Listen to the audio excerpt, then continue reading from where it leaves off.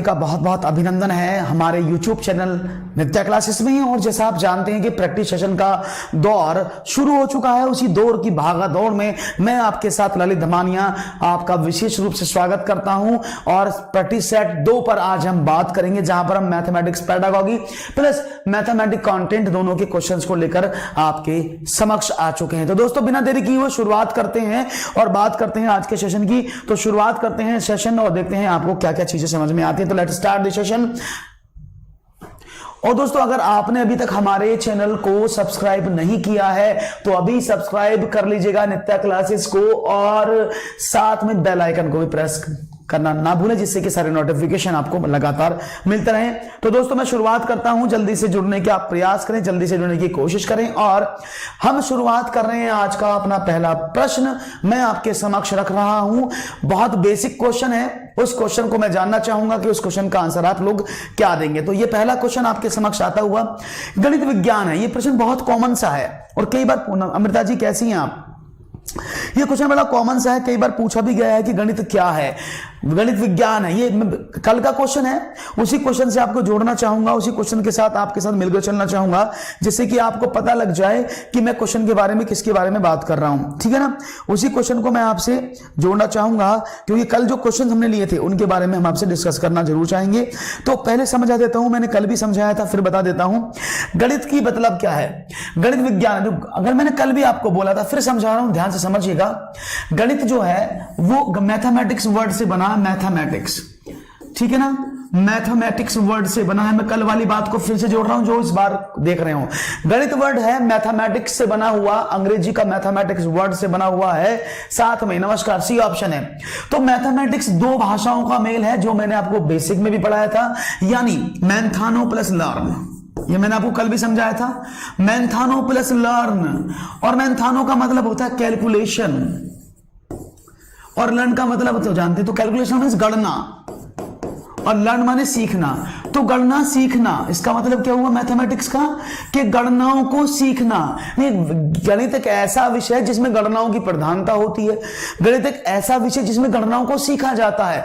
गणित एक ऐसा विषय है जो गणित क्या है, गणित जो है गणनाओं का विज्ञान है। ऐसा कहने में भी कोई भी अतिशयोक्ति नहीं होगी। बात समझ में आ गई। हेलो प्रतिभा जी कैसी हैं, प्रश्न समझ में आ गया है। दूसरा प्रश्न समझता हूं आपके सामने पूछूंगा।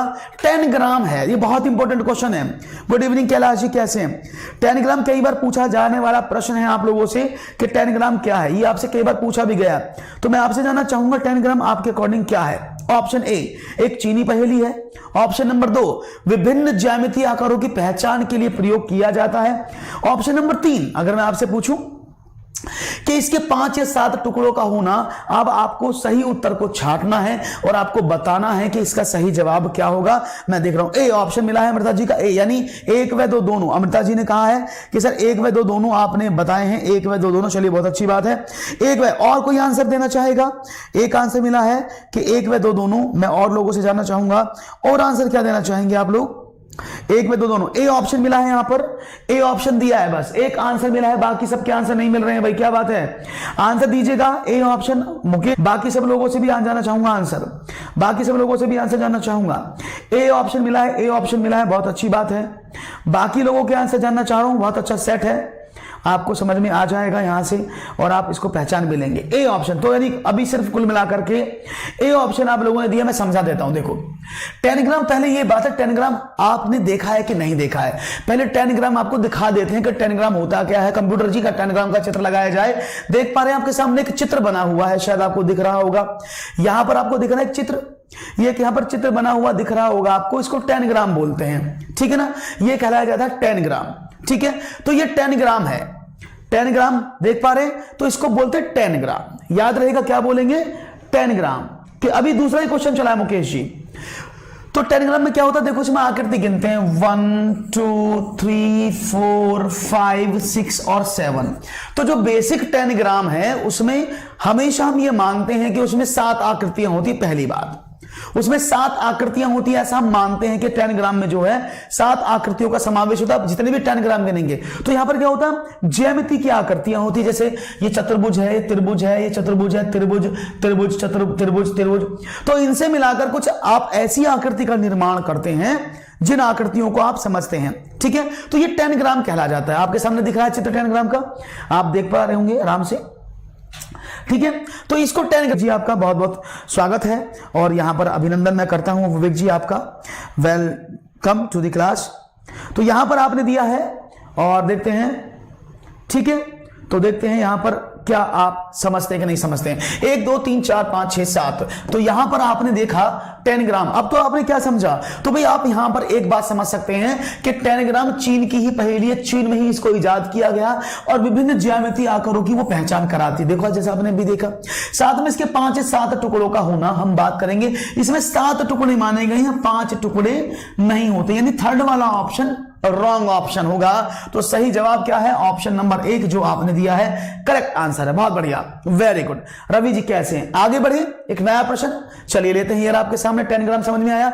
नया प्रश्न ये रहा, गणितीय कौशल का विकास निम्न में से किस विधि द्वारा सबसे उपयुक्त है। ये प्रश्न मैंने पहले भी पूछा था, फिर पूछ रहा हूं। हेलो रवि जी, तो गणितीय कौशल का विकास निम्न में से किस विधि द्वारा सबसे उपयुक्त तरीके से किया जाता है, यह मैं पूछना चाह रहा हूं आपसे और मुझे इसका आंसर आप बताएंगे तो मुझे बड़ा अच्छा लगेगा।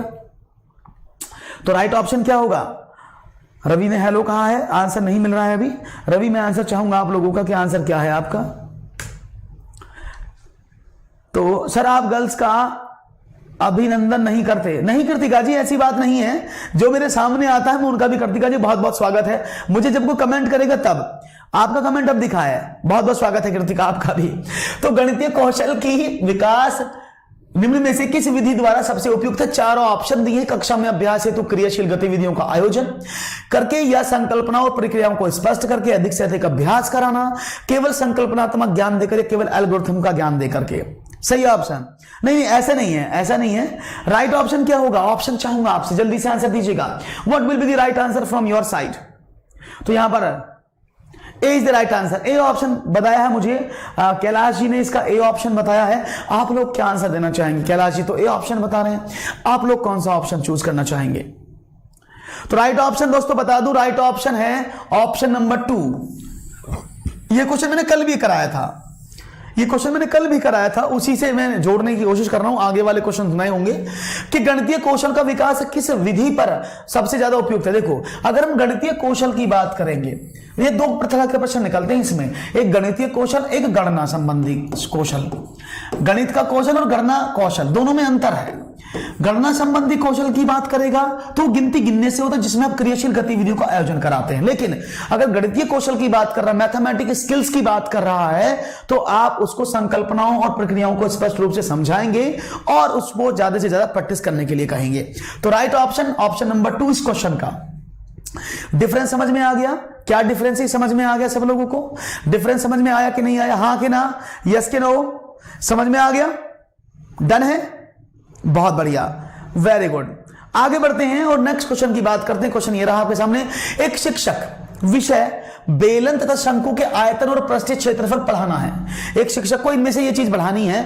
शिक्षण का कौशल प्राप्त उद्देश्य क्या होगा। 1, विद्यार्थी एक बेलन और शंकु के अभिलक्षणों में भेद कर पाएगा, विद्यार्थी एक बेलन और शंकु की आकृति बना पाएगा, विद्यार्थी बेलन तथा शंकु के आयतन में पृष्ठीय क्षेत्रफल परिकलित करने के लिए सूत्रों का प्रत्यास्मरण कर पाएगा, या फिर विद्यार्थी शंकु की ऊंचाई ज्ञात कर पाएगा जबकि यह शंकु किसी बेलन को पिघलाकर बनाया गया हो। ए ऑप्शन, यहां पर ए ऑप्शन मिल रहा है, जल्दी जल्दी से आंसर दीजिएगा मुझे। ए ऑप्शन आप लोगों ने दिया है, मैं देखना चाहूंगा आपका ऑप्शन क्या है। ए, विवेक जी ने कहा ए, सी ऑप्शन भी मिल रहा है, ए ऑप्शन भी मिल रहा है। तो यहां पर सब लोगों ने अपने अपने तरीके से अपने अपने आंसर देने का प्रयास किया है। तो मैं देखना चाहूंगा आप लोगों में से कौन सा है जो इसमें से सही ऑप्शन देगा। चलिए देखते हैं सही जवाब क्या होगा। तो राइट ऑप्शन क्या है। गुड इवनिंग पीहू, कैसे हैं आप। क्वेश्चन का आंसर क्या होना चाहिए, देखिए एक शिक्षक ने विषय बेलन शंकु के आयतन के पृष्ठ क्षेत्रफल पढ़ाना है, यानी उसको क्या पढ़ाना है, शंकु का आयतन और पृष्ठ का क्षेत्रफल। क्वेश्चन में अंतर समझा करो, मैंने क्वेश्चन कभी भी कराया था अनअकैडमी पर, थोड़ी देर पहले अनअकैडमी पर ऐसा ही क्वेश्चन था, लेकिन वहां पर क्या था, बेलन और शंकु की संकल्पना को संदर्भित करना चाहता है। वहां पर था कि बेलन की संकल्पना और शंकु को बताना चाहता है तो वहां पर तो अभिलक्षणों में भेद कर पाता, लेकिन यहां पर प्रश्न अलग है। उसने कहा है उसे आयतन और पृष्ठीय क्षेत्रफल पढ़ाना है, उसको वॉल्यूम और साथ में पृष्ठीय क्षेत्रफल यानी टोटल सरफेस एरिया पढ़ाना है। तो यहां पर देखा जाए तो इनमें से कौन सा ऑप्शन को वो ऑप्ट करेगा? विद्यार्थी को बेलन और शंकु के अभिलक्षण तो पहले ही पढ़ चुका है वो, तभी तो यहां पर आया है आयतन और पृष्ठ के क्षेत्रफल पर। तो राइट ऑप्शन नंबर 3 है कि वो विद्यार्थी बेलन तथा शंकु के आयतन और पृष्ठीय क्षेत्रफल को परिकलित करने के लिए सूत्रों का रिवाइज कर पाएगा। बिल्कुल सही जवाब ऑप्शन नंबर जिन्होंने दिया है 3 एकदम करेक्ट आंसर है। बहुत ही बढ़िया आंसर आप दे रहे हैं, वेरी गुड, एक्सीलेंट आपके आंसर हैं। आगे बढ़ता हूं नए प्रश्न की ओर और देखता हूं नया प्रश्न आपकी स्क्रीन पर लगाया जाए। वैदिक गणित बहुत फेमस है आजकल। क्या आप कौन सा पढ़ते हैं? हम तो वैदिक गणित पढ़ते हैं। वैदिक गणित बहुत इंपॉर्टेंट है, आप सब जानते हैं। तो वैदिक गणित की मैं बात कर रहा हूं। वैदिक गणित आजकल विशेष रूप से प्राथमिक विद्यालयों के बच्चों में बहुत लोकप्रिय होता जा रहा है, जिसका प्रयोग निम्नलिखित में से किसके विकास संवर्धन में होता है? 1 विद्यार्थियों के गणित में परिकलन प्रक्रिया की समझ में, विद्यार्थियों के गणित में समस्या समाधान के कौशल में, विद्यार्थियों की गणितीय एकाग्रता में, या गणित में गणना के कौशल तथा गति को बढ़ाने में। वागेश्वरी स्वागत है। क्या ऑप्शन देंगे? 4 ऑप्शन आपके सामने लिखे हैं, आपको कौन सा ऑप्शन देना? डी ऑप्शन मिला है अमृता जी का यहां पर कि डी ऑप्शन होगा। डी ऑप्शन अमृता जी दे रही हैं यहां पर, तो कौन सा ऑप्शन आप ऑप्ट करना चाहेंगे? मैं आपसे जानना चाहूंगा कि ए बी सी डी में से आपको बताना है कौन सा ऑप्शन आप देंगे, ए बी सी या डी। मैं जानना चाह रहा हूं आपका आंसर क्या होगा। 4 सबने कहा 4 कि भाई गणित में गणना सबके कौशलों को तथा गति को पढ़ाने के लिए। आप भी तो वैदिक गणित इसलिए पढ़ते हैं। अच्छा, वैदिक गणित क्यों पढ़ते हैं? जिससे हमारी कैलकुलेशन बहुत फास्ट हो जाए, इसलिए तो पढ़ते हैं वैदिक गणित। जिससे कि गुड इवनिंग, कैसी हैं अमृता जी? अमृता पांडे कैसी हैं आप? तो जिससे कि हमारी कैलकुलेशन बहुत फास्ट हो जाए, बहुत तेजी से हो जाए, इसलिए हम पढ़ते हैं वैदिक गणित को। तो राइट ऑप्शन क्या? ऑप्शन नंबर 4 कि गणित में गणना के कौशलों को और गति को बढ़ाने के लिए विद्यालयों में वैदिक गणित को पढ़ाया जाता है। बहुत बढ़िया जवाब। नया प्रश्न आपकी स्क्रीन पर यह रहा। गणित से भयभीत होने और उसमें असफल होने के लिए निम्नलिखित में से किसी एक कारण नहीं माना जा सकता। याद रखना, ऐसे क्वेश्चन एग्जामिनेशन में आपको बहुत दिक्कत करते हैं, क्योंकि वहां पर अधिकतर पूछा जाता है नहीं माना जाता है। तो आपको नहीं का विशेष ध्यान रखना है कि नहीं का मतलब क्या है। मैं एकदम अच्छा हूं अमृता जी। नहीं का मतलब आपको पता होना बहुत जरूरी है। तो नहीं का मतलब क्या है? कक्षा कक्ष के अनुभव, प्रतीकात्मक संकेत, गणित की संरचना या लैंगिक भेद। तो यहां पर तो सब लोग आंसर दे देंगे, मुझे पता है यहां सब लोग आंसर दे देंगे कि इसका सही जवाब क्या होना चाहिए। तो आपने कहा है कि गणित से डरने, उसमें असफल होने के लिए अगर कोई बच्चा उसमें डरता है, असफल होता है, तो उसका आधार लैंगिक भेद को नहीं मान सकते। यानी आप लैंगिक भेद की बात करेंगे तो आप उसको नहीं मान सकते। लैंगिक भेद बिल्कुल अलग हो जाएगा, क्योंकि लैंगिक भेद के आधार पर आप ये नहीं कह सकते कि गणित लड़कों को बहुत अच्छा आता है, लड़कियों को कम आता है, या लड़कियों को कम आता है, लड़कों को बहुत अच्छा आता है। ये हमारा लैंगिक पूर्वाग्रह होता है, जिसमें हम ये मान लेते हैं कि ये गणित ऐसा है। ठीक है, तो इस बात को विशेष तरीके से ध्यान रखिएगा। लैंगिक जो है वो भेद नहीं होता किसी भी चीज को समझने के लिए। बहुत बढ़िया जवाब। नेक्स्ट क्वेश्चन कंप्यूटर जी, ये रहा। थोड़ा सा मैं हट जाता हूं अलग। क्वेश्चन है कक्षा 2 में व्यवकलन यानी घटाने के प्राचल व्याख्या करने के पश्चात शिक्षक ने श्याम पट पर नीचे दिए गया चित्र खींचा और बच्चे से रिक्त स्थान को भरने के लिए कहा। बच्चों से कहा ये 10 है, इसको भर दो। तो बच्चे इसको भरेंगे। तो कैसे? इस अभ्यास का उद्देश्य क्या है आपको बताना, जब तक मैं इसको भर देता हूं। 10 + 2 12, 10 - 4 6, 10 - 2 8, 10 - का प्लस का 1 11, 10 - का 3 7, 10 - का 5 5 और 10 और 2 12 और 10 में से 1 9। ऐसे भर दिया मैंने इसको। बच्चा ऐसे भरेगा ना, इसको बच्चा ऐसे भरेगा। तो यहां पर आपको बताना है इस अभ्यास का उद्देश्य क्या है। संकलन और व्यवकलन की कुशलता को प्रबल करना है। दूसरा, संकलित मूल्यांकन करना है। छात्रों के लिए मजेदार क्रियाकलाप की व्यवस्था करना है। मस्तिष्क का गणितीकरण करना है। राइट ऑप्शन जानना चाहूंगा, कैसे हैं क्रांति देवी? कैसी हैं आप? हाँ, पीहू जी बता रहे थे, बीच में छोड़नी पड़ी। चलो कोई बात नहीं। गुड इवनिंग, मैं एकदम अच्छा हूं। कुलदीप जी आप कैसे हैं? A option. तो यहां पर ए ऑप्शन दिया है कि संकलन और व्यवकलन की कुशलता। संकलन का मतलब होता है एडिशन, जोड़ना, जोड़ करना होता है संकलन। बहुत बढ़िया, ए ऑप्शन, बहुत बढ़िया। जिन्होंने डी का गलत आंसर है, ये ए ऑप्शन है। देखो आपने संकलन मींस सब, योग जोड़ना, और व्यवकलन में से घटाना। तो इस पूरे क्रम में आपने क्या काम किया है, देखो सिर्फ जोड़ा और घटाया, तो यहां पर घटाया, यहां पर जोड़ा, यहां पर घटाया, यहां पर जोड़ा, सिर्फ जोड़ना घटाना तो किया है। तो इस क्रिया का उद्देश्य यह है कि बच्चा घटाना और जोड़ने की कुशलता को प्रबल कर सके। क्लियर हो गया? बहुत बढ़िया, वेरी गुड, समझ में आ गया है, बहुत अच्छी बात है। नया प्रश्न लगाया जाए कंप्यूटर जी, समझ में आ गया है सबको? नया प्रश्न ये रहा, ये बड़ा अच्छा प्रश्न है। इसमें से इंपॉर्टेंट बता रहा हूं क्योंकि ये एग्जाम में इस तरह का पेपर फंस जाता है, याद रखना। इस तरह का प्रश्न ये एग्जाम में आया हुआ पेपर में है प्रश्न। माप की अवधारणा विकसित करने हेतु अपनाए गए निम्नलिखित कार्यों को क्रम में लगाना है। क्या है? विद्यार्थी लंबाई मापने के लिए मानक इकाइयों का प्रयोग करते हैं। दूसरा, विद्यार्थी लंबाई मापने के लिए अमानक इकाइयों का प्रयोग करते हैं। ऑप्शन नंबर थर्ड, विद्यार्थी सरल अवलोकन द्वारा वस्तुओं को सत्यापित करते हैं। ऑप्शन नंबर चार, विद्यार्थी मीट्रिक इकाइयों के बीच में संबंध को समझते हैं। तो आप इनमें से कौन से ऑप्शन को चूज करेंगे जिसमें ये सारे क्रम से लगाए जाएं? बच्चा इस तरह से किस किस तरह से चीजों को सीखता है, ये क्रम में लगाना है। ऑप्शंस आपके सामने दिए हैं, ऑप्शन 1 2 3 4। आप इनमें से कौन से ऑप्शन को ऑप्ट करेंगे? मैं जानना चाहूंगा आप इनमें से कौन से ऑप्शन को ऑप्ट करेंगे।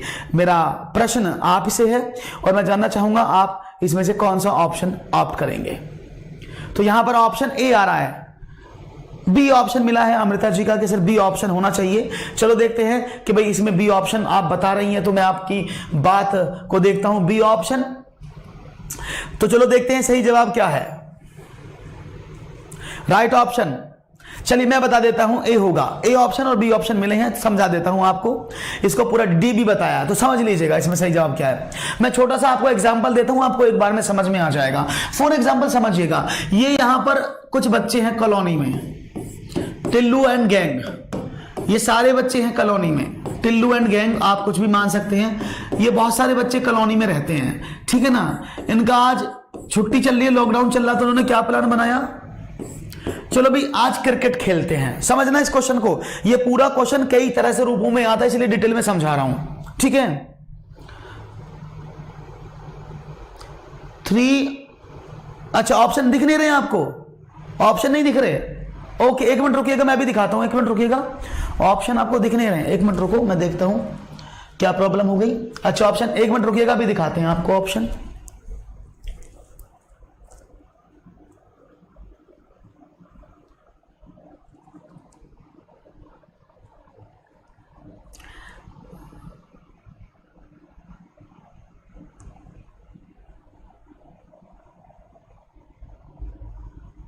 अब दिख रहे हैं, विजिबल हैं अब, आप दिख रहे हैं आपको? अच्छा अब कोई बात नहीं है, वो थोड़ा सा सेटिंग बिगड़ गया होगा कैमरे का, इस वजह से प्रॉब्लम हो रहा है। अब ठीक है, अब दिख गए?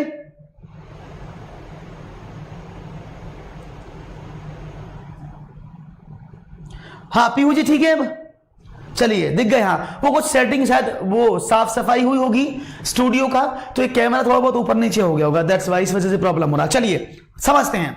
तो ये टिल्लू बिल्लू का गैंग था, समझना इस क्वेश्चन को पूरा, आपको एक बार, एक नंबर है, ये एक नंबर है, इस तरह के प्रश्न पेपर में बहुत आते हैं।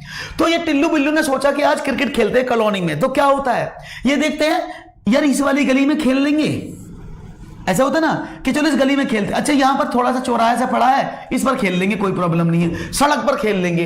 खेलते हैं कि नहीं खेलते हैं? जब बच्चा इस क्रिकेट को यहां सड़क पर चौराहे पर खेलने की कोशिश करता है, तो वो क्या करता है, वो ऑब्जर्वेशन करता है, वो अवलोकन करता है सबसे पहले कि यहां मैं खेल सकता हूं कि नहीं खेल सकता हूं। ऐसा होता है कि नहीं होता है? सबसे पहले बच्चा क्या करता है, अवलोकन करता है, ऑब्जर्व करता है कि भाई मैं यहां खेल सकता हूं, बिल्कुल। तो पहले नंबर पर क्या करेगा, वो अवलोकन करेगा, समझते ना बात को। तो हमेशा बच्चा पहले अवलोकन करता है, अवलोकन हो गया, खेलना शुरू कर दिया। इसके बाद क्या करते हैं, पिच मापते हैं। आपने देखा होगा पिच को भी मापते हैं ना, पिच मापते हैं ना, कैसे नापते हैं, क्या लाते हैं, फीता लाते हैं या फिर कोई स्केल लाते हैं, कुछ नहीं लाते ना, क्या लगते हैं, वो लाते हैं पैर। भाई 52 गज का पिच है तो 52 डिग नाप देंगे, या कह लेंगे भाई यहां ज्यादा हो रही है, दूर पास रख ले, इतनी दूर से बॉल कर, वहां से ज्यादा फास्ट आती है, ऐसा बोलते हो ना। तो दूसरे नंबर पर करता है वो अमानक इकाइयों का प्रयोग, नॉन स्टैंडर्ड यूनिट्स। दूसरे नंबर पर वो क्या करता है, नॉन स्टैंडर्ड यूनिट्स को अपनाता है कि भाई नॉन स्टैंडर्ड यूनिट कौन कौन सी हैं कि भाई हाथ से नाप ले, पैर से नाप ले, डिग नाप ले, सब नॉन स्टैंडर्ड हैं। इसके बाद जब वो नॉन स्टैंडर्ड यूनिट को समझने लगता है तो उसे पता लगता है स्टैंडर्ड यूनिट्स का कि भाई ये तो गलत नाप लिया तुमने। अगर वो किसी ग्राउंड में खेलने जाएगा तो वहां पर स्केल के थ्रू, मतलब पैमाने के, फीता के, इंच टेप के, इसके थ्रू वो अमानक इकाइयों का प्रयोग छोड़ करके मानक इकाइयों का प्रयोग करता है तीसरे नंबर पर। और चौथे नंबर पर वो जब इन सबको सीख जाता है तब उनके संबंध जानता है दूसरी इकाइयों के साथ क्या है। तो चौथे नंबर पर ये आता है। अब देख लो, पहला, दूसरा, तीसरा, चौथा। याद रखना, माप करते समय, मेजरमेंट करते समय हमेशा याद रखना पहले अमानक इकाइयों का प्रयोग करता है बच्चा, उसके बाद मानक इकाइयां आती हैं। याद रहेगा, याद रहेगा, पहले अमानक इकाइयों का प्रयोग करेगा बच्चा, उसके बाद मानक इकाइयों पर पहुंचेगा। तो हमेशा किसी भी बच्चे के असेसमेंट में मानक इकाइयों का प्रयोग अमानक इकाइयों के बाद में किया जाता है, या ऐसे भी कर सकते हैं कि अमानक इकाइयों का प्रयोग मानक इकाइयों के पूर्व किया जाता है। ऐसे कई तरह से क्वेश्चन घुमाकर पूछ सकता है। क्लियर हो गया? Right option, option number 1 clear है। आगे बढ़ूं, नेक्स्ट क्वेश्चन आपके स्क्रीन पर आता हुआ ये रहा। क्वेश्चन है, निम्न में से कौन सी विधि, तो बहुत शाही प्रश्न है, आपको याद हो गया होगा, बस आंसर दे दो। देखो, सुनो, समझो पर सिद्धांत पर आधारित है। इनमें से कौन सी विधि, प्रयोगशाला, प्रदर्शन, व्याख्यान या अनुसंधान, इनमें से कौन सी विधि? इसको तो आप बता देंगे सब लोग, मुझे पता है, ये मैं पता है कि आप इसको पक्का बता देंगे। क्या बताएंगे? बी ऑप्शन दिया है, प्रदर्शन विधि। बी ऑप्शन मिला है राजकुमार राज्य का, और प्रदर्शन। बहुत बढ़िया, मैं समझ गया आपका आंसर 2, बी, बहुत बढ़िया। सबने कहा बी। ए नहीं होगा, प्रयोगशाला विधि नहीं होगी। प्रयोगशाला विधि में ही हम इसको अपनाते हैं, प्रदर्शन विधि को, एग्जीक्यूशन मेथड को। होती है प्रयोगशाला में भी अपनाई जाती है, प्रोजेक्ट मेथड में भी अपनाई जाती है, ठीक है ना। ये कई मेथड में प्रदर्शन यानी एग्जीक्यूशन करना, किसी चीज को दिखाकर समझाना, किसी मॉडल को दिखाकर समझाना, ये सब प्रदर्शन विधि के अंतर्गत आता है। तो राइट ऑप्शन प्रदर्शन विधि होगा। ये क्लियर हो गया? बहुत बढ़िया, वेरी गुड। अब बढ़ते हैं आगे, एक प्रश्न और लेता हूं, उसका आंसर दीजिएगा। थोड़ा सा बड़ा क्वेश्चन है, साइड होना। हामिदा अपने विद्यार्थियों को गणितीय योग्यताओं को संवर्ध करने के लिए उन्हें सदा प्रतिरूपों में पैटर्न का अवलोकन करने पर परिकल्पना बनाने के लिए देती है। वह बोर्ड पर निम्नलिखित समस्याओं को लिखती है और विद्यार्थियों से कहती है कि वह इसका उत्तर लिखें। ठीक है, 21 डिवाइड बाई 7 बराबर क्या? 2.1 डिवाइड बाई 0.7 बराबर क्या? 0.021 divide by 0.07 is equal to what? या फिर 0.021 divide by 0.007 is equal to what? तो इस प्रश्नों के सेट के माध्यम से वह चाहती है कि विद्यार्थी क्या अवलोकन कर सके इन चारों में से। पहला अवलोकन है कि यदि भाजक और भाज्य दोनों 10 की घात से बढ़ाए या घटाए जाते हैं तो भागफल समान रहता है।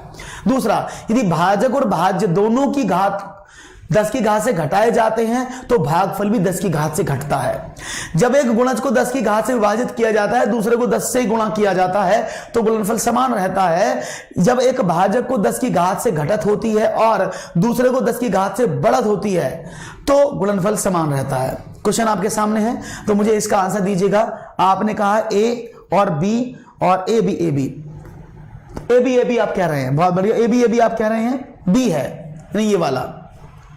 चलो भाई, तो दोनों घटाए जाते हैं तो भागफल भी 10 की घात से घट जाता है, ये आपने बताया है। तो उसको थोड़ा सा एनालिसिस करते हैं, जो उन्होंने लिखा उसको समझते हैं। क्वेश्चन कुछ इस तरह से था, यहां था 21 divide by 7, 2.1 divide by 0.7, divide था 0.27, sorry it's 1, divide by 0.07, 0.027 divide था 0.007, डिवाइड करते हैं। इसको डिवाइड किया तो आंसर मिला 3, दशमलव से दशमलव कट गया, इसको डिवाइड किया तो 3, इसको डिवाइड किया तो 3, इसको डिवाइड किया तो 3। यानी अगर आप यहां पर क्या देख पा रहे हैं, सभी उत्तर बराबर आ रहे हैं, यानी भागफल पर कोई फर्क नहीं पड़ा, भागफल पर कोई फर्क नहीं पड़ा। आपने क्या देखा, 21 में 7 का डिवाइड का तो भी 3 आता है। तो भाई इस प्रक्रिया का जो मतलब था पीछे वाली का, जो हमीदा बता रही थी, तो सबके उत्तर 3 आएंगे। मतलब क्या हुआ? मतलब यह हुआ कि भाई अगर आप किसी भी भागफल में, देखना मैंने क्या काम किया, मैंने इसको 10 की घात से घटा दिया तो ये बना, मैंने इसमें 10 की घात -2 कर दिया ऊपर नीचे, तो ये बना उत्तर पर, यानी अगर उसके भाजक और भाजक दोनों 10 की पावर से घटाए या बढ़ाने की बात देखते हैं, इसमें 10 की घात 2 की गुणा कर दिया आपने, तो ये बन गया ये वाला। तो आप अगर 10 की घात से घटाए या बढ़ाए जाते हैं तो उत्तर पर कोई फर्क नहीं पड़ता। इस बात को समझ गए? इस पैटर्न से वो सिखाना चाहती हैं कि 10 की घात से बढ़ाए और घटाए जाते हैं तो इस पर कोई भी प्रभाव नहीं पड़ता है। बात समझ में आ गई सबको? कोई दिक्कत किसी को? यहां तक मेरे हिसाब से तो नहीं होनी चाहिए। हाँ, क्वोटेंट सेम रहेगा, क्वोटेंट सेम रहेगा, इस बात को देख पा रहे हैं। तो ऑप्शन नंबर 1, यानी भाजक और भाज्य दोनों को 10 की घात से बढ़ाएं या घटाए जाएं तो भागफल समान रहता, वही तो बताना चाह रही है बच्चों को। आया हुआ प्रश्न था, समझ में आ गया? क्लियर है? आगे बढ़ूं? चलिए नए प्रश्न की तरफ देखता हूं, नया क्वेश्चन क्या होगा। ये रहा आपके सामने नया प्रश्न। क्वेश्चन है, कक्षा में गणित अध्यापक द्वारा विद्यार्थियों के साथ एक अच्छा संबंध विकसित करने के लिए उसे चाहिए, क्या करना चाहिए? सभी के साथ मित्रतापूर्ण व्यवहार करे, अच्छे से बातें करे, बच्चों से प्यार करे या व्यक्तिगत ध्यान दें। ये मैंने आपको समझाया क्वेश्चन है, ये मेरा समझाया क्वेश्चन है, क्योंकि मैं बात कर रहा हूं पेपर 1 की प्राइमरी लेवल की। और आपको शायद याद होगा कि उपचारात्मक शिक्षण मैंने पढ़ाया था। उपचारात्मक शिक्षण में यह नियम था कि शिक्षक के बच्चों के साथ अच्छे संबंध विकसित होते हैं, तो शिक्षक को क्या करना चाहिए? ये शायद आपको रिमेंबर कराने के लिए मैंने बताया है। आपको समझ में भी आ रहा हो मैंने क्या लिखा है? तो क्या करना चाहिए मैं आपसे जानना चाह रहा हूं। रॉन्ग हो गया, कोई बात नहीं, उसको राइट कर देंगे। आप परेशान क्यों हो रही हैं? क्या होना चाहिए आंसर आपका? तो आपने कहा है कि सर आंसर जो है वो डी है। बिल्कुल सही बात है। आपसे मैंने बताया भी था कि जब भी इस तरह की बात हो तो शिक्षक को कक्ष के बाहर व्यक्तिगत रूप से भी बच्चे को ध्यान देना चाहिए, उसे समझ रहा है कि नहीं समझ रहा है। तो राइट ऑप्शन है व्यक्तिगत ध्यान देना चाहिए उसको, क्योंकि अगर व्यक्तिगत ध्यान बच्चे पर देगा, मतलब व्यक्तिगत ध्यान प्राइमरी लेवल की बात कर रहा हूं मैं, आगे की बात नहीं कर रहा हूं, आप सोचने लग जाएं कि इंटर कॉलेज की बात कर रहा हूं, वहां व्यक्तिगत ध्यान पर कुछ और मतलब पहुंच जाएगा। ठीक है ना? तो वहां मत पहुंचना। प्राइमरी लेवल पर क्या करेंगे? व्यक्तिगत ध्यान देना, यानी बच्चे की प्रॉब्लम है तो बच्चे को बुलाकर वो बाद में भी समझा दे, उस पर अपनी तरफ से फोकस करने की कोशिश करे। जब वो व्यक्तिगत ध्यान देगा तो अच्छे संबंध अपना विकसित हो जाएंगे, वो प्यार से बात करेगा, अच्छे से बात करेगा और मित्रतापूर्ण व्यवहार तो उसका हो ही जाएगा, क्योंकि बच्चों के और टीचर के जो बीच की दूरियां वो खत्म होती हैं अगर वो व्यक्तिगत ध्यान देते हैं। राइट ऑप्शन था जी, बताए हैं? हाँ बिल्कुल। नेक्स्ट क्वेश्चन की बात करते हैं।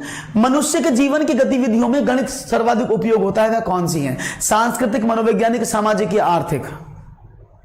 देख रहा हूं सही जवाब क्या देंगे आप यहां पर।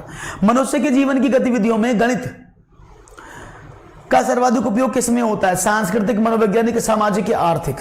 तो मैं आपसे जानना हूं आंसर।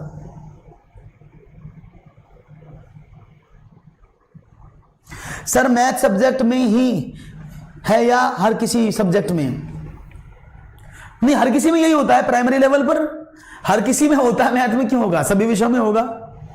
आर्थिक रूप से बहुत बढ़िया, इकोनॉमिक बहुत बढ़िया, क्योंकि देखो मनुष्य के जीवन में अब चाहे कोई भी व्यक्ति हो, समाज में रहता हो कि नहीं रहता हो, वो बाहर रहता हो, खाना बदोश हो, उसके जीवन में पैसा आर्थिक रूप से बहुत ज्यादा आवश्यक है। सब्जी खरीदने वाला, जूता बनाने वाला, मोची ढुलाई करने वाला, रिक्शे वाला, ये सब, फल वाला, वकील, जज, पुलिस वाला, इन सबको पैसे की आवश्यकता पड़ती है। सब जानते हैं ना, इन सबको पैसे की आवश्यकता होती है। तो ये पैसे की आवश्यकता के कारण आर्थिक रूप से दूसरे नंबर पर होता है सामाजिक रूप से। अगर ऑप्शन में होता आर्थिक और सामाजिक दोनों, तो अब दोनों लगा देते हैं। ठीक है, चलिए नेक्स्ट क्वेश्चन बढ़ते हैं आपके सामने। ये रहा क्वेश्चन है, कक्षा 2 के शिक्षक ने योग जोड़ के निम्नलिखित शाब्दिक प्रश्न को विद्यार्थियों को हल करने हेतु दिया। एक टोकरी में 5 सेब हैं, उसमें 7 सेब और डाल दिए गए। अब टोकरी में कितने सेब हैं? इस प्रश्न का शाब्दिक प्रश्न निम्नलिखित में से किस मॉडल या श्रेणी से संबंधित है? संवर्धन से संबंधित है, प्रकथन से, पृथक्करण से, योग की पुनरावृत्ति से, समुच्चयन से? आंसर दीजिएगा, किससे संबंधित होगा? आंसर जानना चाहूंगा। बहुत ही बढ़िया प्रश्न है और यह प्रश्न आपको बहुत कंफ्यूज भी करता है और पेपर में भी आता है, ये भी बात है, ये पेपर में आया हुआ प्रश्न है। D is the right option, समुच्चयन बता रहे हैं, D is the right answer बता रहे हैं, डी डी डी डी। चलिए बहुत अच्छी बात है। तो यहां पर डी ऑप्शन बताया, 3 भी बताया कि योग की पुनरावृत्ति से संबंधित है। चलिए मैं बता देता हूं आपको इसका सही जवाब क्या होगा, समझिएगा एक बार। देखो मैं एक सी चीज पूछता हूं, मैंने पहले भी एग्जांपल दिया था आपको, फिर बता दे रहा हूं। ये आपके पास एक, बाद में बताता हूं, आप मुझे कुछ ऐसे नाम बताओ जिनमें आप सेट शब्द का यूज करते हो। मैं अंग्रेजी की बात करूं तो समुच्चयन को सेट बोला जाता है, सेट थ्योरी। तो मैं आपसे क्वेश्चन पूछता हूं, दैनिक जीवन में आप उन चीजों के नाम, मुझे 1-2 चीजों के नाम बताओ जहां पर आप सेट वर्ड का लगाते हैं यूज, जिसके बाद में सेट यूज होता हो। ऐसा कोई भी वर्ड बताओ जिसके बाद में सेट आप लगाते हो। क्या हो सकता है सेट के बारे में, अगर मैं आपसे बात करूं कि सेट कहां यूज करते हैं आप, एक भी ऐसा बता दो मुझे जहां पर आप उस शब्द में सेट लगाते हो। तो आप कहेंगे सर सेट में तो हम लगाते हैं सोफा सेट, सोफा सेट हम यूज करते हैं सर, हम डिनर सेट भी यूज करते हैं सर, है ना। ये वो वर्ड हैं जो आप प्रतिदिन इनमें यूज करते हैं, सेट, है ना, सेट यूज करते हैं, बिल्कुल सोफा सेट। तो आप देखो सोफा सेट की प्रॉपर्टी इस तरह से होती है कि ये सोफा एक बड़ा होता है, इधर 2 सोफे छोटे होते हैं, लेकिन एक कंडीशन होती है, ऐसा तो नहीं होता ना ये काला कलर है, ये ब्लू कलर का है और ये येलो कलर का है, ऐसा नहीं होता ना।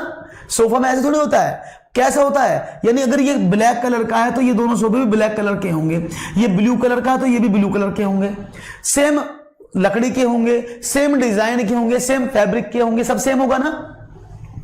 तो मतलब क्या है, यानी जब एक जैसी प्रॉपर्टी की चीजों को इकट्ठा कर दिया जाता है तो सेट बनता है, समुच्चय बनता है। इसका मतलब ये है। अब यहां पर देखते हैं कि भाई यहां पर क्वेश्चन को समझिएगा, मैंने कहा जब एक जैसी चीजों को एक साथ मिलाया जाता है तो सेट बनता है, समुच्चय बनता है। तो उसने कहा एक टोकरी में 5 सेब थे, 5 सेब में 7 सेब और मिला दिए, यानी सेब में क्या मिलाए, सेब में सेब ही मिलाए, तो भाई सेम प्रॉपर्टी के एलिमेंट मिलाए ना, तो क्या हुआ 12 जो कि सेब ही हैं। तो इसका मतलब क्या है, ये 12 भी वही प्रॉपर्टी के जो ये दोनों प्रॉपर्टी के थे, तो समुच्चयन बनता है। बात समझ में आ गई।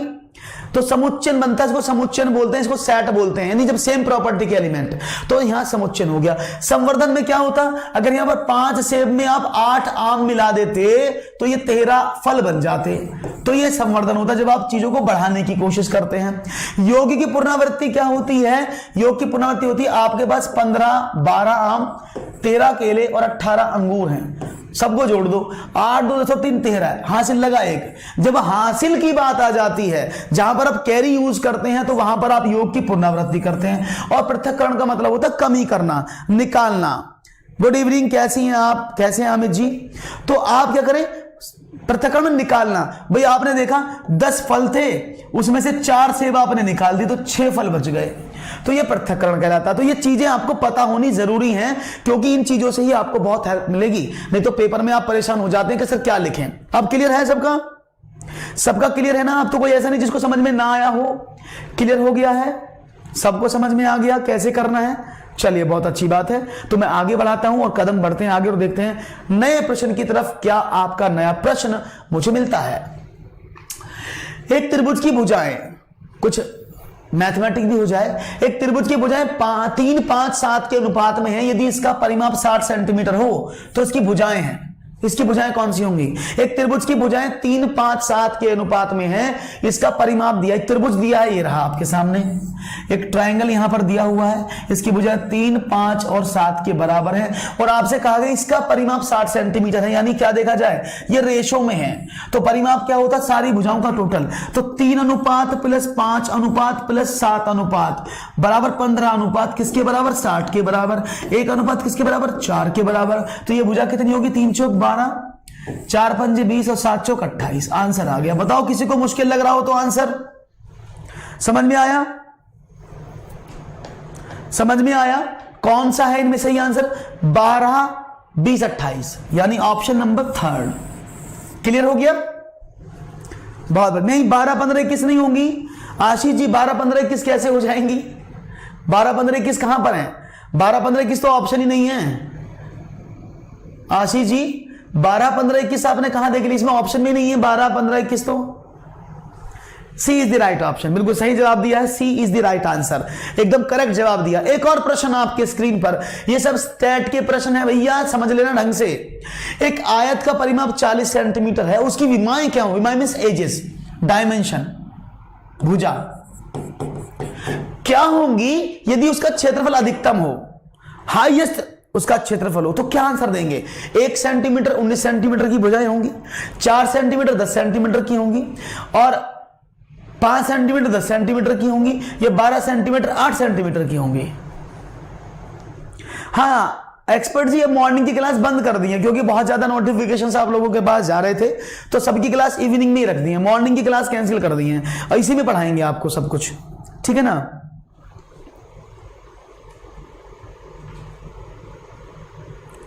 अच्छा बड़ा मैं अलग अलग दिख रहा हूं वो ऐसा होता है ना, आगे पीछे चलता है मोबाइल में, है ना, वो आगे पीछे चलता है इसलिए अलग अलग दिखते हैं।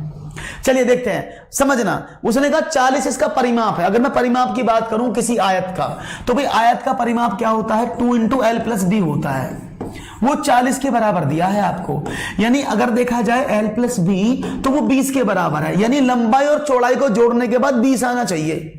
तो यहां पर देखते हैं कौन कौन सी विमाएं काम करती हैं। 4 + 10 14, ये तो होगा नहीं। 5 + 10 15, ये भी नहीं होगा। अब 2 आपके सामने बचता है, 1 और 19 20, ये हो सकता है, और 12 और 8 20, ये हो सकता है। लेकिन उसने पूछा है अधिकतम कौन सा देगा। ये तो पता है कि लंबाई चौड़ाई को जोड़कर 20 आना चाहिए, अधिकतम वैल्यू कौन देगा? तो क्या देंगे? 12 × 8 = 96, यही देगा ना। तो right option, option number 4। Clear है? समझ में आ गया? कोई प्रॉब्लम किसी को? डन। आगे बढ़ूं, नेक्स्ट क्वेश्चन करूं? चलिए आगे क्वेश्चन बढ़ते हैं और नेक्स्ट क्वेश्चन की बात आपसे करते हैं। ये रहा आपके सामने कंप्यूटर जी क्वेश्चन। एक वर्गाकार खेत का घेरा 36 मीटर है, इसका क्षेत्रफल ज्ञात कीजिए। बहुत सिंपल सा प्रश्न है, इसका तो आंसर दे दोगे आराम से। आपको बताना है कि एक वर्गाकार खेत का घेरा 36 मीटर है, तो उसका क्षेत्रफल ज्ञात कीजिए। क्या होगा? 84 मीटर स्क्वायर होगा, 81 मीटर स्क्वायर होगा, 72 मीटर स्क्वायर होगा, 66 मीटर स्क्वायर होगा। क्लियर है? बहुत बढ़िया, क्लियर होना चाहिए। तो इनमें से कौन सा ऑप्शन आप चूज करेंगे? एक वर्गाकार खेत है जिसका घेरा, घेरा मीन्स उसका परिमाप, मीन्स उसका परिधि, उसका चारों तरफ का टोटल 36 मीटर है, इसका क्षेत्रफल बता दो क्या होगा। बी ऑप्शन दिया है, बहुत सिंपल सा सवाल था। देखो ये घेरा है 4a, घेरा मीन्स 4a मीन्स परिमाप, मीन्स पेरीमीटर। कितना है भाई? 36 है, तो भुजा कितनी होगी? 9, तो उसकी एक भुजा 9 है। किसी वर्ग की एक भुजा 9 होगी तो क्षेत्रफल कैसे निकालोगे? किसी वर्ग की भुजा 9 है तो क्षेत्रफल क्या हो जाएगा? 9 का स्क्वायर बराबर 81 मीटर स्क्वायर। सही जवाब ऑप्शन नंबर 2। क्लियर? समझ में आया? बड़े आसान से हैं, बहुत बढ़िया, बहुत ही बढ़िया से आप आंसर दे रहे हो। दोस्तों अगर आपको सेशन अच्छा लग रहा हो, चीजें समझ में आ रही हो, तो लाइक शेयर जरूर कर दीजिएगा और इसको आगे बढ़ा दीजिएगा। इस मुहिम में हमारा साथ दीजिएगा जिससे कि लोगों तक सारी शिक्षा फ्री ऑफ कॉस्ट पहुंच जाए। 120 के संपूरक कोण के दुगने का मान बता दो क्या होगा? देखता हूं इसका आंसर क्या देंगे। 120 के संपूरक कोण के दुगने का मान क्या है? क्वेश्चन आपके सामने, जल्दी से आंसर दीजिएगा। 120 के संपूरक कोण के दुगने का मान क्या होगा? 60 डिग्री, 30 डिग्री, 40 डिग्री, 120 डिग्री। क्या आंसर होगा? जानना चाहूंगा आपसे जवाब। 4, 120 सबसे पहले दिया है मुझे शिवाजी ने आंसर, बहुत बढ़िया, शिवा 4। तो यहां पर आपने कहा है कि भाई आंसर जो होगा वो कितना होना चाहिए? आपने कहा सर देखो संपूरक को बोलते हैं सप्लीमेंट्री एंगल, तो 120 का सप्लीमेंट्री यानी संपूरक कोण।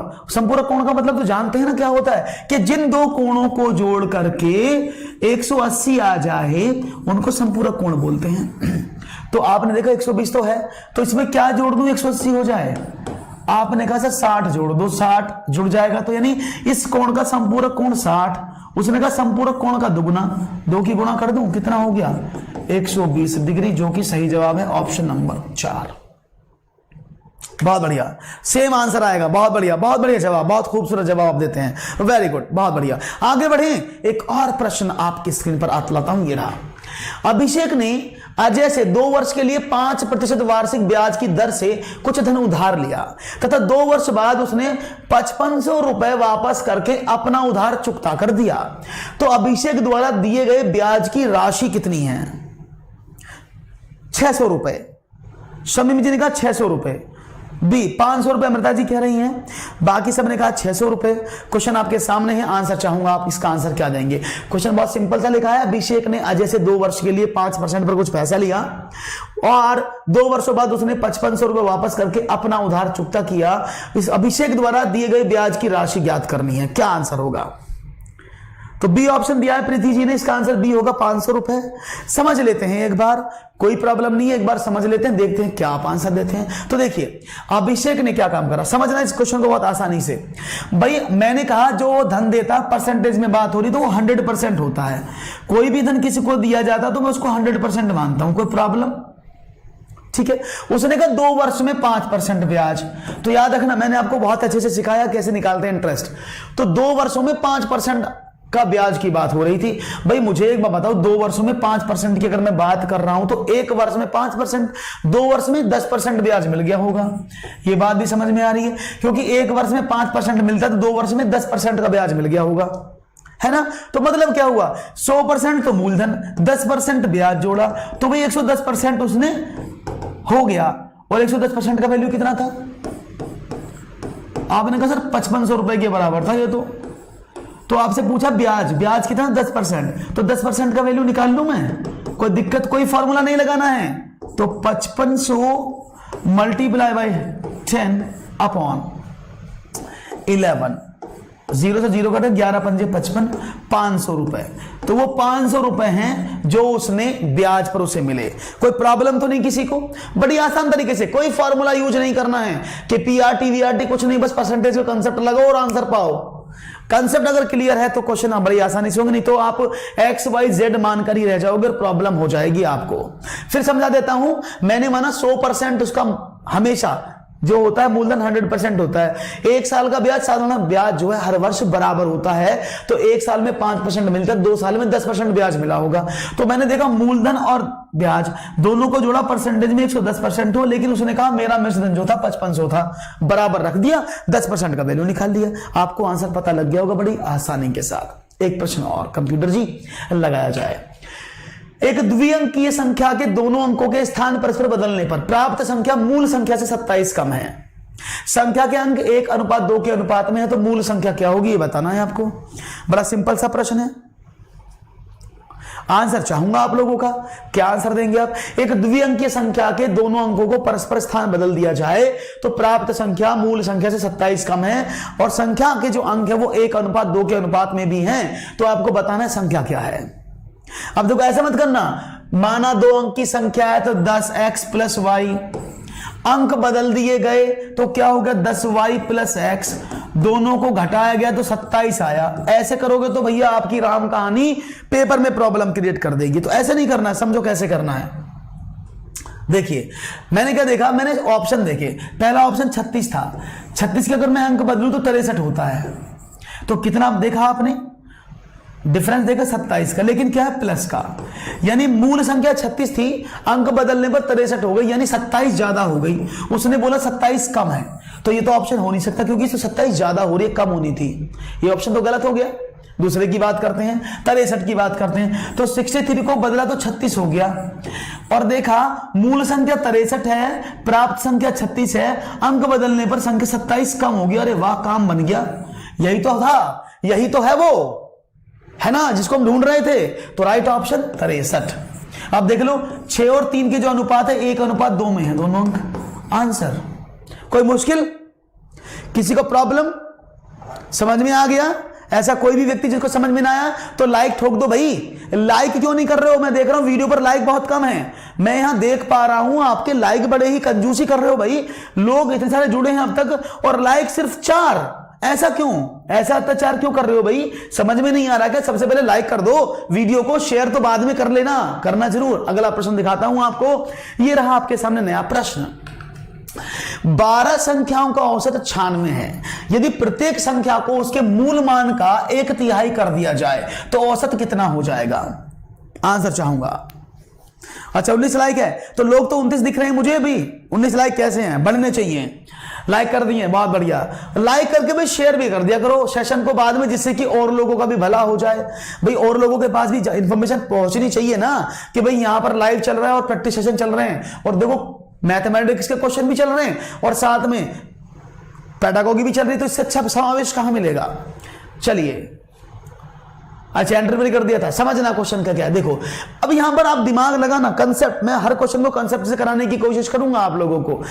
आपने देखो 12 का 96, तो आप क्या करोगे, कुल योग निकाला 96 गुणा 12 कर देंगे। ऐसे नहीं करना है ऐसे नहीं करना है, समझो कैसे करना है। औसत की प्रॉपर्टी क्या होती है, अगर मैंने कहा भाई ये 5 लोग हैं, 1 2 3 4 और 5, और इनका औसत 20 किलोग्राम है सबका वजन, समझना सबका वजन 20 किलोग्राम है। अगर मैं कहूं कि इनका 20 किलोग्राम औसत वजन है, अगर मैंने कहा इसमें 2 किलोग्राम औसत वजन बढ़ाने पर, तो मतलब क्या है, एवरेज वेट जब बढ़ेगा तो हर किसी को इक्वल बटेगा, यानी हर किसी का वेट 22 किलो हो जाए, हर किसी को 2 मिल जाएंगे, ऐसे समझ रहे हो। तो हर किसी का वजन 22 किलोग्राम हो गया अब एवरेज। तो एवरेज का मतलब क्या होता है, वो समान रूप से हर किसी पर बंटना, समान रूप से हर किसी के पास जाना। तो उसने कहा यहां पर कि भाई जब उसका बढ़ता है ऐसे घटता है, तो अगर हर संख्या को आप 1/3 करोगे तो उसका औसत क्या हो जाएगा, उसका औसत भी उसके प्रोपोर्शनल होगा। 96/3 कर दिया, 32 हो जाएगा आंसर। कुछ नहीं करना है, mathematics is just a fun, और इस फन को आपको समझना है, इस फन को आपको करना है। और क्वेश्चन आपकी स्क्रीन पर नया क्वेश्चन ला रहा हूं, ये रहा आपके लिए, डी नहीं होगा, it's 32 is the right answer. ठीक है एकता जी, चलिए नया प्रश्न आपके स्क्रीन पर, ये रहा प्रश्न। अब तो प्रश्न ही नहीं है। अच्छा, आपने आज ज्यादा प्रश्न कर लिए, क्या बात है, बहुत बढ़िया लगा भी मुझे, आज आपने बहुत सारे प्रश्न किए। तो आज के लिए सेशन को हम यहीं समाप्त करने की आपसे दुआ चाहेंगे। अगर वीडियो पसंद आया है तो लाइक शेयर जरूर कर दीजिएगा, और मैथ्स की पेडागॉजी और कंटेंट के लिए रात को 9:15 पर आपका हमारा सेशन शुरू होता है। 9:15 पर आप जुड़िए, जिससे कि आपको सभी सेशन लगातार तेजी के साथ मिलते रहें और आपकी सीटेट तक प्रिपरेशन कंप्लीट हो जाए।